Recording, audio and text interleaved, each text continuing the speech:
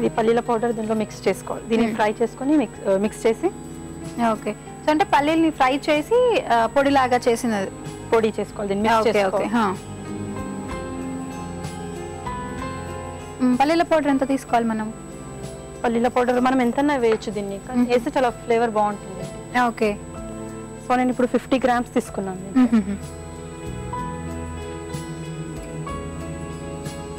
So పల్లీల powder కూడా మొత్తం కలిపేసాం కదా, తర్వాత ఏంటి? ఇందులో కొంచెం తగినంత ఉప్పు వేసుకోవాలి, స్పూన్.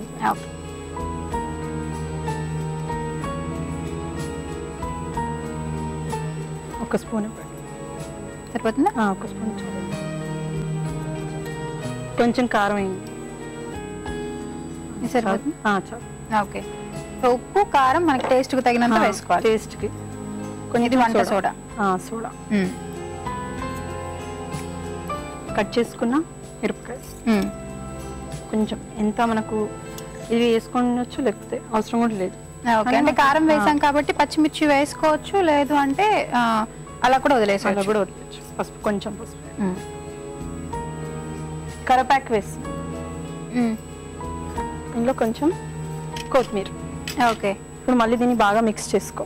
ఓకే, అవన్నీ బాగా తగిలేటట్టు మిక్స్ చేసుకో. సో డిగ్రీ కంప్లీట్ అయింది అని చెప్పారు కదా, నెక్స్ట్ ఏం చేద్దాం అనుకుంటున్నారు? నెక్స్ట్ MBA చేద్దాం అనుకుంటున్నాను. ఓకే, మరి మీకు వంటల మీద ఇంట్రెస్ట్ ఎలా వచ్చింది? మా మమ్మీ చేస్తుంటే చూసేదాన్ని. మా మమ్మీ చాలా బాగా టేస్ట్ గా చేస్తుంది. అంటే అంతా మహారాష్ట్ర వంటలేనా? మహారాష్ట్ర ఎక్కువ. ఓకే, మీరు బాగా ఇష్టంగా ఏం తింటారు మహారాష్ట్రలో? మహారాష్ట్ర వంటల్లో మహారాష్ట్రలో పోలేలు బాగుంటాయి.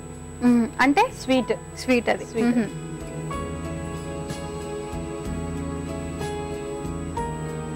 ఓకే, సో మొత్తం మిశ్రమం కలిపేసుకున్నాం కదా, ఇప్పుడు ఏం చేయాలి? ఇప్పుడు దీన్ని రౌండ్ షేప్ లో చేసుకొని ఒక ప్యాన్ కావాలి డీప్ ఫ్రై చేయడం. ఓకే, సో ఫస్ట్ మనం వీటిని ఉండల్లాగా చేసుకోవాలి. ప్యాన్ పెట్టినప్పటి వరకు ఆయిల్ వేడి అయిపోతుంది. ఓకే, సో ఈలోపు మనం ప్యాన్ పెట్టేసుకుంటే ఆయిల్. ఓకే, సో దీన్ని డీప్ ఫ్రై చేసేసుకోవాలా? డీప్ ఫ్రై చేసి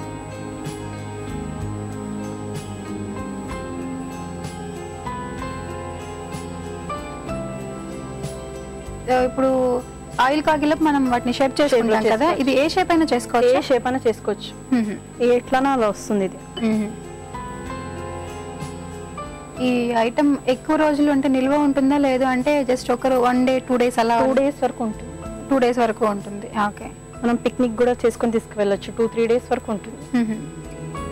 సో ఇలా మనం అన్ని కూడా మనం ఏ షేప్ అయితే అనుకున్నామో ఆ షేప్ లో చేసి పెట్టేసుకొని తర్వాత డీప్ ఫ్రై చేసుకోవాలి. ఓకే, అన్ని చేసేద్దాం అలా.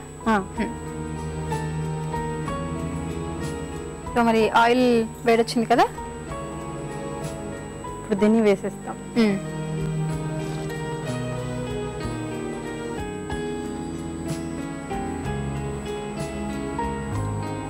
ఇప్పుడు ఇవి బ్రౌన్ కలర్ వచ్చేంత వరకు వేయించుకోవాలి.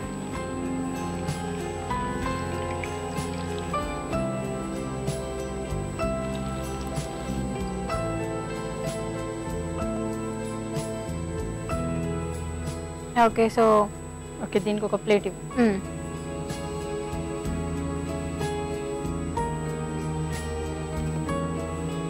ఓకే, రెడీ అయిపోయి దీన్ని సర్వింగ్ ప్లేట్ లో తీసుకో. ఓకే,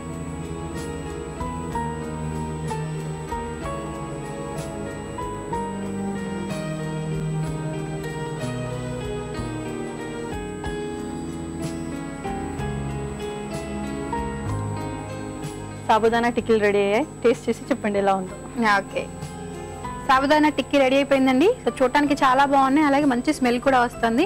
మరి దీని టేస్ట్ ఎలా ఉందో చూడబోయే ముందు దీనికి కావాల్సిన పదార్థాలు తయారు చేసే విధానం మరొకసారి చూద్దాం. సాబుదానా టిక్కీకి కావలసిన పదార్థాలు: నానబెట్టిన సగ్గుబియ్యం, ఉడకపెట్టిన ఆలు, పల్లీల పొడి, పచ్చిమిర్చి, వంట సోడా, పసుపు, ఉప్పు, కారం, కొత్తిమీర, కరివేపాకు, ఆయిల్. సాబుదానా టిక్కీ తయారు చేసే విధానం: ముందుగా ఒక బౌల్ తీసుకొని నానబెట్టిన సగ్గుబియ్యం, ఉడకపెట్టిన ఆలూని కలిపి బాగా మిక్స్ చేసుకోవాలి. తర్వాత ఇందులో పల్లీల పొడి వేసి కలపాలి. తర్వాత ఉప్పు, కారం, వంట సోడా, పచ్చిమిర్చి వేసి పసుపు, కరివేపాకు, కొత్తిమీర బాగా కలుపుకొని ఉండల్లాగా చేసి పక్కన పెట్టుకోవాలి. తర్వాత స్టవ్ వెలిగించి బాండీ ఉంచి ఆయిల్ పోసి ఆయిల్ వేడెక్కిన తర్వాత ముందుగా చేసి ఉంచుకున్న ఉండలను ఆయిల్లో డీప్ ఫ్రై చేసుకోవాలి. డీప్ ఫ్రై చేసిన ఉండలను సర్వింగ్ ప్లేట్ లో తీసుకుంటే వేడి వేడి నోరూరించే సాబుదానా టిక్కీ రెడీ.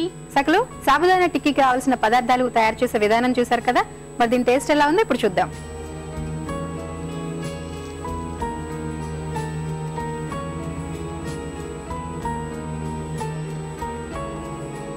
చాలా బాగుందండి, చాలా టేస్టీగా ఉంది.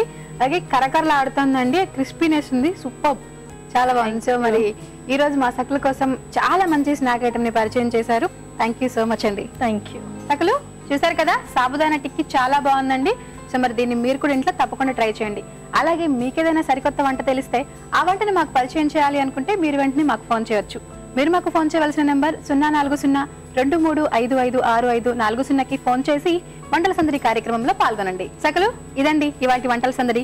రేపటి వంటల సందడిలో మరో సరికొత్త వంటకంతో మళ్ళీ కలుసుకుందాం. అప్పటి వరకు సెలవు, నమస్కారం.